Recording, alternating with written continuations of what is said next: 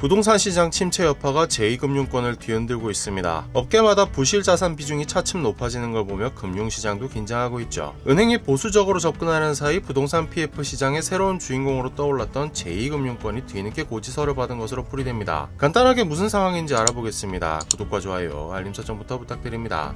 자산 건전성 분류는 금융감독원이 은행 등 금융기관에 주는 숙제의 일종입니다. 금융기관은 자산의 건전성을 점검해서 5단계로 구분해야 하는데요. 금감원은 이렇게 정리된 정보를 기초로 부실을 미리 확인하고 조처하는 데 활용합니다. 이 5단계는 좋은 것부터 나쁜 것까지 차례로 정상, 요주의, 고정, 회수 의문, 추정 손실이라고 부릅니다. 정상은 별 문제 없이 받을 수 있는 채권인데 그 아래로는 약간 의심되는 수준부터 아예 못 받는다고 봐야 하는 것까지 분류할 수 있습니다. 이 중에서 고정과 회수 의문, 추정 손실은 부실 자산으로 분류됩니다. 경제기사에서 자주 보곤 하는 고정 이하 자산 비율의 고정 이하가 바로 여기에 분류된 자산들을 말합니다. 고정의 경우 3단계라서 적당히 받을 수도 있고 못 받을 수도 있는 것으로 이해하기 쉬운데요. 사실 고정으로 분류되는 자산의 기준에 따르면 뭔가 조처를 하지 않으면 10중 8구 떼이는 채권으로 보는 게 좋습니다.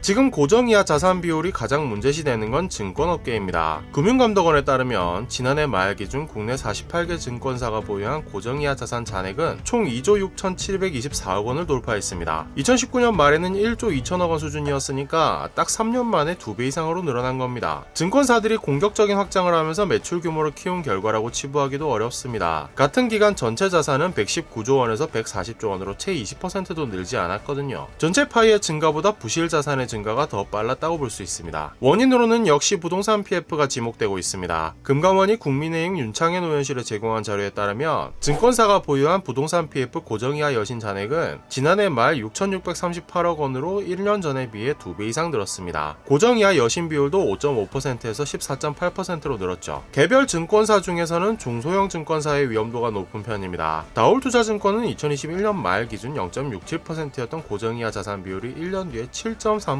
올랐고, 같은 기간 SI증권, 하이투자증권, 코리아에셋투자증권도 전년 대비 5%포인트 이상 늘었습니다. 대형사인 신한투자증권도 지난해 말 기준 4.88%까지 오른 것으로 나타났습니다. 유화증권은 20%포인트 올라 29%를 기록해서 3분의 1이 부실 채권이라는 무시무시한 기록을 만들었는데, 사실 좀 특별한 증권사라 함께 다루어서 공포 분위기를 조성할 것까지는 없어 보입니다.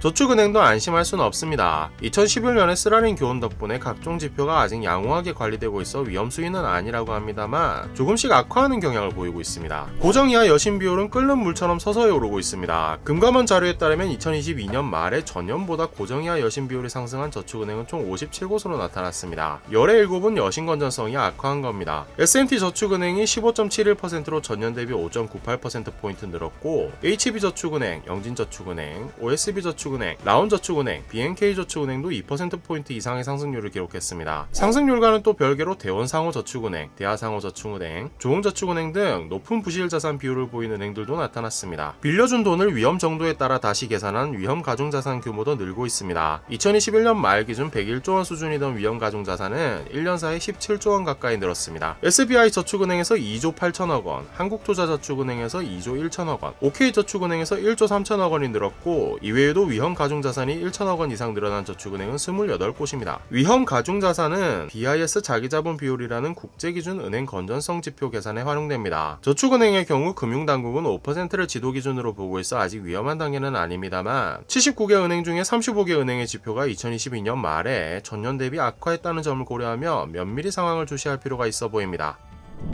제2금융권 부실에 대한 불안은 아직 진정되지 않고 있습니다. 지표들은 괜찮은 수준이라곤 하지만 찌라시 하나로 시장이 화들짝 놀라는 걸 보면 2011년의 상처가 너무 컸나 싶습니다. 아무쪼록 이번에는 위기 없이 무탈하게 잘 넘어갔으면 좋겠네요. 오늘 준비한 이야기는 여기까지입니다. 이야기가 마음에 드셨다면 구독과 좋아요, 알림 설정도 부탁드립니다.